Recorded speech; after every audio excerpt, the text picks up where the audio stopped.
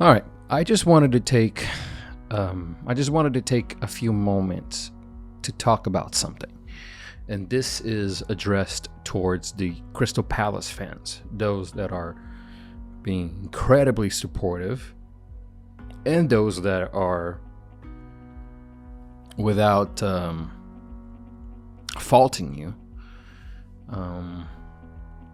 weary of this newfound brotherhood, if you want to call it that way. This entire operation, let's just call it that way, by John Textor to acquire Botafogo in a moment that we were at our absolutely worst. We had been relegated once again to the second division of the country, and for a club of our size, that is a very shameful thing. But Botafogo fans are passionate, to say the least. We stick with our club through and through. No matter what is headed our way, we're always there supporting, we're always there chanting, we're always there cheering. We see this acquisition by John Textor as a way of finally reclaim our glory days. We were a big club in the 50s and the 60s, in the 70s in a way, and then from then on, the club just kind of lost its way. A lot of it is due to pride from amateur people that were in front of the club that wanted to put their name and their glory in front of the club's name and the club's glory. We had people that were more concerned about making impactful big name signings like Clarence Seedorf. But then at the end of it all, we just didn't have any money left. So we faced the risk of being no more. Done. Just absolutely done. Just a year ago. And if we would have kept going the way that it was headed, I would have been pretty certain that this club would be no more. And a club with the history that Botafogo has, we are just too damn big of a club to not exist anymore. So when this whole SAF talk started, which is just another way to say that we are turning the club into sort of administered by the people to be administered by, basically becoming a company. So then comes John Textor. We found out that he had an ownership on with Crystal Palace. He was looking for more.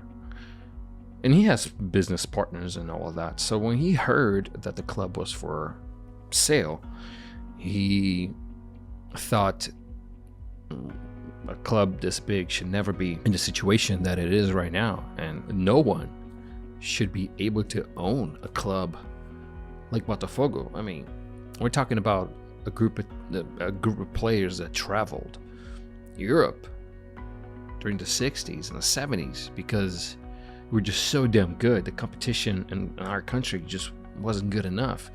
We would go overseas and we would beat big teams like Juventus, Real Madrid, Barcelona. We've been in the mud for a long time.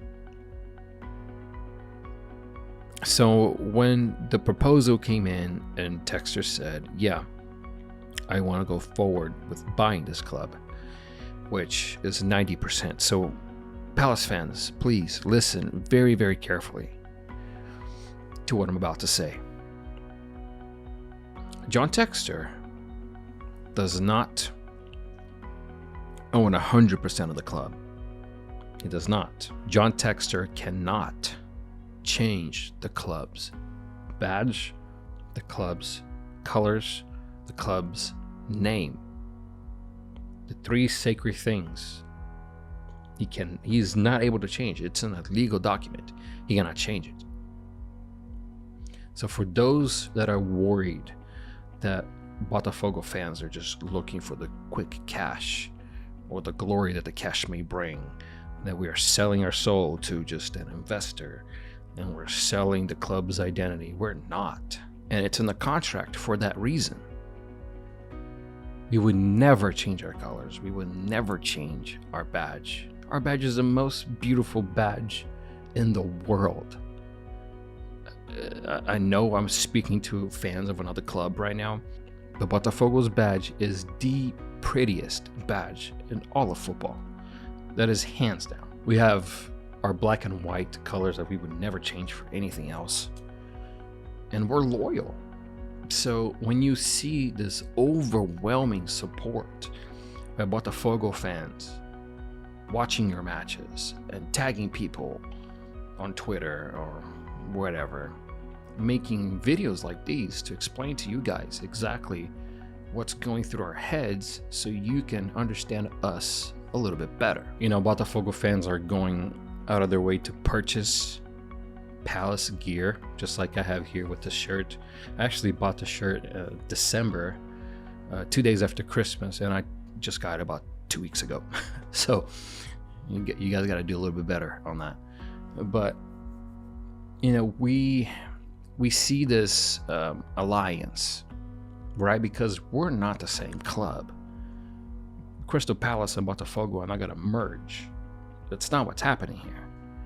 Crystal Palace's history is not being erased. Botafogo's history is not being erased. That's not what is happening here. What is happening here is a partnership led by one man, John Textor, in which he has partners at Crystal Palace. So he's not the sole proprietor of Crystal Palace. He doesn't own Crystal Palace by himself. If I'm not mistaken, he owns a minority in Crystal Palace. And he's a majority share owner of Botafogo. He owns 90%. I've seen some fans say that it was the worst thing that's ever happened to them. I've seen some fans say that Crystal Palace is selling their soul. Look, I'm not British. I'm not a Crystal Palace supporter by birth, like a lot of you are, right? Because I'm a Botafogo supporter by birth. But I have adopted Crystal Palace as a club that I support. We're not just a couple of clubs that just happen to like each other. And I know some of you don't even like Botafogo, because which I guess I would love some explanations to how Flamengo and Romário is linked to your club, which is fine. It really is. It's fine. Okay, we're not here to change what you feel, or we're not here to tell you what to feel, or, you know, nothing like that. We just want you to know that we're not here to take anything over. We're not here to change your club's history. We're not here to taint your club's history. Football is moving in a direction where to be self-sustainable as a club, you have to be super successful. And in today's day and age, to be super successful, you need financial backing. You need a financial partner. If Botafogo did not jump into this opportunity to have John Textor come in to buy 90% of the club and invest money, you would be left behind, basically. So I am here speaking to you, talking to you, because I don't want you guys to feel like you're losing your club's identity when you see the Face Bank app in your stadium saying, hey, download this app and paint your face like Botafogo fans. Because guess what? We have the app as well. And when we go into the app, it says paint your face as Crystal Palace fans. And a lot of us have done it because, like I said, we have adopted Crystal Palace as a brother club. And you know, our clubs are in two different parts of the world.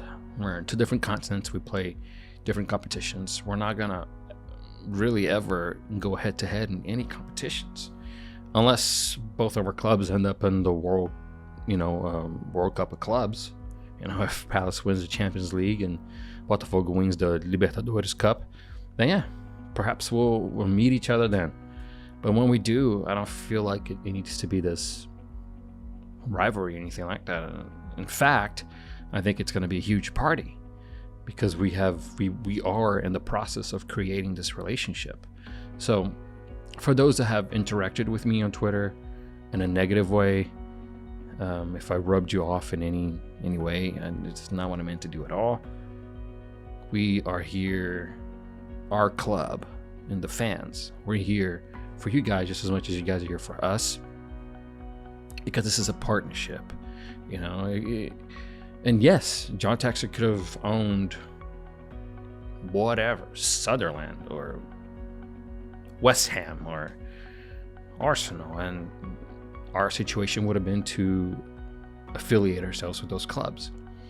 But he doesn't. He's one of the owners of your club, and your club stands for basically everything my club stands for, which was a very pleasant thing to find out, that our clubs are very similar in that way. You know, we don't like being helped by referees. We like to earn our spot on the field. We like hard work. We like players that are developed in our club to come up to the ranks and become club heroes and things like that. We share a lot of the same values. Both of our clubs were in the brink of bankruptcy, and the fans saved the club, your club and my club. So we have a lot alike. There's a lot to like there in both of our history. So if Palace fans do a little bit more digging into Botafogo, and Botafogo fans do a little bit more digging into Palace, then we're really going to find a lot of similarities. So in conclusion, I just wanted to put this message out there to just address this whole thing that is going on, because here in a couple of days, the acquisition of John Textor is going to go through. He's already spoken about it. He's already signed the paperwork. All the things that are left to do is just little things here and there that need to be adjusted. We are already getting a coach from John Textor. We're getting players from John Textor. So it's a done deal.